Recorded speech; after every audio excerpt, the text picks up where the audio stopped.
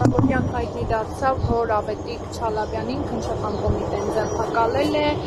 դրան նախորդել է նաև այլ քաղաքական գործիչների ձերբակալում կալանավորման հետընտրական պրոցեսներում, դուք ինչպես եք գնահատում սա։ Տեսեք, ընդհանրապես այս քննչական իրավապահ մարմինների գործողությունները այս ամբողջ ընթացքում արդեն տարիներ շարունակ իմ խորին համոզմամբ կրում են ավելի շատ քարոզչական բնույթ, որի մանրամասներն իհարկե ծանոթ չեմ, բայց այս իշխանությունների գործելավոճը գիտենք, ավելի շատ այս գործերը ստեղծվում են հենց այդ մամուլի հաղորդագրություն տալու համար, որի վրա հետո տարբեր ԿՊԱ-ականներ, պատգամավորներ, քարոզիչներ սկսում են այս թեման շահարկել ու հետո կարող է մի ամսից, երկու ամսից, մի տարուց այդ գործը փլվի, բայց դրա մասին որպես կանոն հետո ոչ մեկ չի հիշում, մնում է այդ պահի էֆեկտը, որ այսպես ինչ-որ աղմուկով նման գործեր բազմաթիվ են միջայլոց, նաև իմ հետ կապված, մեր հետ կապված, բազմաթիվ են եղել նման գործեր, այսպես մեծ շուկով սկսում են, հետո այդ գործը կամ նախաքննության փլում է հենց կարճում, կամ դատարանում է փլվում, բայց նորից եմ ասում, իրանց այդ էֆեկտն է պետք մարդկանց մոլորեցնելու համար։ Իհարկե այս ապօրինությունների վերջ տալու համար ինչպիսի ճանապարհներ եք տեսնում։ Նիկոլ Փաշինյանը ազգային ժողովում հայտարարեց, որ եթե օրինակ ընդդիմությունը համաձայն չի ընտրության արդյունքների հետ կարող է փողոց դուրս գալ, նաև հարցնում են ինչու է հրապարակը դատարկ։ Այդպիսի ճանապարհով հնարավոր համարում եք վերջ տալու այս ապօրինություններին։ Գիտեք, բոլոր ճանապարհներն էլ չի կարելի բացառել, մենք ինքներս երբեք ոչ փողոցն ենք բացառել, ոչ մնացած ճանապարհները այստեղ։ Գիտեք, եթե փողոցի մասին ենք խոսում, փողոցը չպետք է լինի ինքնանպատակ, ուղղակի դուրս գալ, պետք է նախ ով այդ փողոցը կկազմակերպի, ով դուրս կգա, գոնե ինչ-որ հավանականություն է պետք, որ դու ինքդ այդ գործողությունների շարունակությունը տեսնես, հաջողության գոնե ինչ-որ չափ հնարավորությունը տեսնես, որովհետև հակառակ դեպքում մենք գիտենք ցանկացած նաև փողոցային պայքար, երբ որ արդյունքի չի հասնում, կարծում եմ հիասթափությունը ավելի է խորացնում, այնպես որ մենք երբեք չենք բացառել փողոցային պայքարը, բազում անգամներ եղել ենք փողոցում, պայքարել ենք, դրա արդյունքում մարդիկ թե տուժել են, թե զրկանքներ են կրել, թե մինչև հիմա շարունակում են դա անել,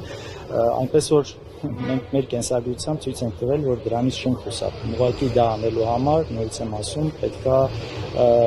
միջև վերջ ճանապարհը տեսնել, գոնե որոշակի հավանականություն տեսնել դա անելուց առաջ։ Հիմա էլ կարծում եմ օրակարգում դա կա, այլ կարծեմ փակ չէ, հետագայում կտեսնենք։ Հնարավորություն կա փողոցային պայքարի։ Փորձը միշտ կա, միշտ բաց է։ Նորից եմ ասում, այստեղ արդեն մնացած հանգամանքներն նոր պետք է հաշվի առնել, մնացած ուժերի հետ համատեղ է պետք է ամեն ինչ անել։ Ես կարծում եմ ցանկացած բան, կլինի ընտրություններ, կլինի փողոցային պայքար, այստեղ մի ուժի հարց չէ։ Մի ուժի գործելու հարց չէ, դրա համար, ձերբակալություններով քաղաքական ինչ-որ ճնշումներ իրականացնելու այս գործընթացը կշարունակի, թե ավելի փոքր թափը կկոտրվի։ Կարծում եմ կշարունակի, տեսնում ենք այն լկտիությունը, այն ապօրինությունը, որն արվում է, ամեն օր այսպես կարծում եմ իրանք հատուկ են պահում, որ ամեն օր այսպես մի լուր ունենան։ Ընտրություններից հետո քանի դեպք եղավ Ռուբեն Հակոբյանի դեպքը եղավ, միջև վերջնու Անդրանիկ Թևանյանը ավելի շտեր, հիմա Չալաբյանն էր, ուրիշեր ինչ դեպքեր, ամեն օր մի նոր ձայնագրություն ալնում էր, օրինակ այսօր նորից այդ ընտրակաշառք կոչվածի այդ ձայնագրություն դրվեց, որտեղ անկեղծ լսում չեմ հասկանում, այստեղ ինչն է ընտրակաշառքի մասին, էլի։ Նույնիսկ վերջում ձայնագրության մարդը ասում է, ոչ մեկի փող չենք բաժանում, փող չենք տալիս, ցուցակների հետ կապում։ Այսինքն միշտ այսպես ժողովրդին լարվածության մեջ պահել է, ինչ-որ բան ցույց տալը, մոլորեցնել, այնպես որ կարծում շարունակվելի է այս ամեն ինչը։ Հայաստան դաշինքի եւ Հայաստան կուսակցությունների միջև քննարկումներ կան, ավելի վաղ ասել էիք, որ լավների սպասենք, ինչ-որ համագործակցություն, այդ կոալիցիայի ձևավորման վերաբերյալ։ Քննարկումներ կան, հիմա բոլորիս ուշադրությունը արդեն 2 օրից կլինի Սահմանադրական դատարանի վրա, քննարկումներ կան, երբ որ լինի հայտարարություն անելու արդեն պատրաստ որևէ բան, կարծում դա կարելի է այս առաջ չգնա։ Ռոբերտ Քոչարյանն ու Սամվել Կարապետյանը արդյոք հանդիպել են։ Չեն հանդիպել, բայց այստեղ խնդիր չկա, ինքն էլ է դրա մասին ասել, եթե կարիքը լինելու հանդիպելու կհանդիպեն, եթե պետք լինի հեռախոսով կարող են զրուցել, այստեղ ոչ մի խնդիր չկա։ Բար միասնական հանրահավաք իրականացնելու վերաբերյալ որ փուլ է հասել քննարկումները կամ մոտավորապես երբ է նախատեսում եւ ինչ հարց է լուծելու այդ հանրահավաքը։ Եկեք ես հիմա առաջ չընկնեմ, այս առումով եթե կլինի համատեղ հայտարարություն կլինի Արոն, դուք սահմանադրական դատարանից ինչպեսի որոշում եք սպասում։ Տեսեք, անկեղծ ասած, ես ոչ մի լավ որոշում չեմ, ոչ թե լավ որոշում, ոչ մի արդար որոշում չեմ սպասում, արդար այն կլներ, որ ֆիքսեին այն ահռելի խախտումները, որոնք թույլ է տվել քաղաքացիական պայմանագիրը։ Դրանք բազմաթիվ են ու հիմնականը վերաբերում է ավելի շատ քարոզարշավի փուլին, այնտեղ տարբեր հիմքերով ներկայացվել է, բայց մեծ մասը նաև իրենց արած ծախսերի հետ կապված է, որը մենք համոզմունք ունենք, որ շատ ավելի քիչ է գրվել, քան իրականում իրենք ծախսել են, դա բոլորիս աչքի առաջ էր։ Մյուս մի հատ կարևոր կտոր կա, որը վերաբերում է Մատյանում փաստացի արկա ստորագրություններին, որոնց տարբերությունը մոտ 30,000, այսինքն 30,000 ստորագրություն Մատյաններում ավելի պակաս է, քան իրենք ասել են, որ մարդ մասնակցել է, հիմնականը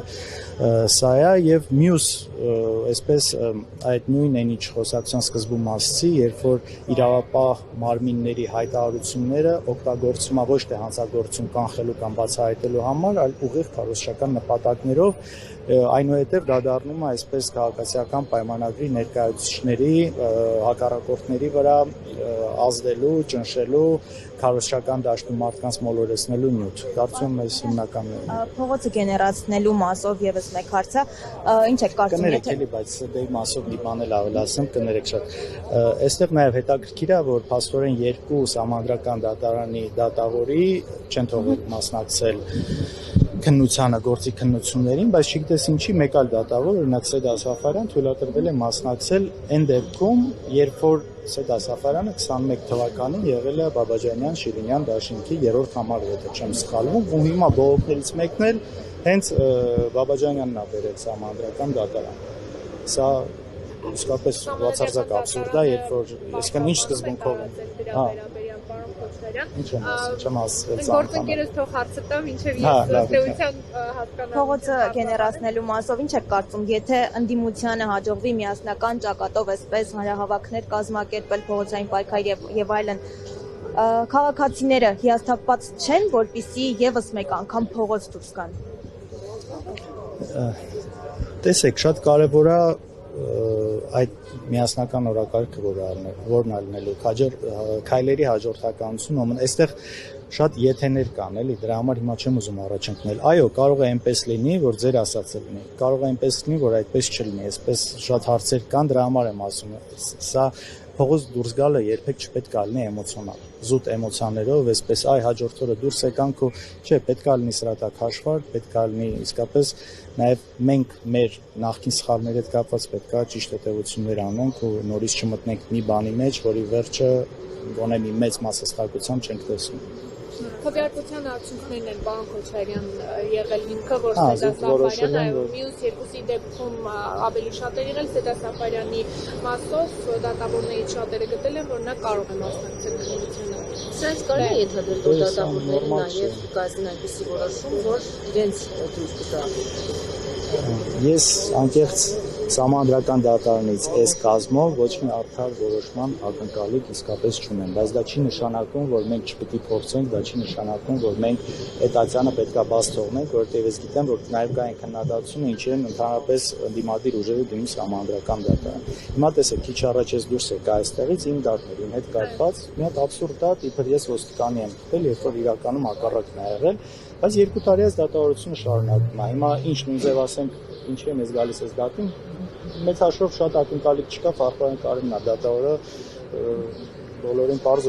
հայտնի է ելքնել ինչ պետք է լինի հավանական, բայց ամեն դեպքում այս իրավական process-ն է, որը պետք է պահես, նույն հետո բողոքարկես, այս ընթացակարգերը պետք է պահենք, նույնիսկ համանդրական դատարանն է, հետո այս նաև այն եզակի դեպքերից է համանդրական դատարանի մասով, երբ որ բանավոր է լինում ու միգուցե նաև մեր հանրության, մեր ժողովրդի մի մաս այդ բանավոր քննարկումները տեսնելով ինչ որ բան հասկանա, որը մինչ այս չէր հասկացել, նաև ավելի շատ կարծում եմ մեր լսարանը, մեր ժողովուրդն է, ոչ թե կոնկրետ այդ նստած մարդիկ իրենց պատմիչանները։ Շնորհակալություն։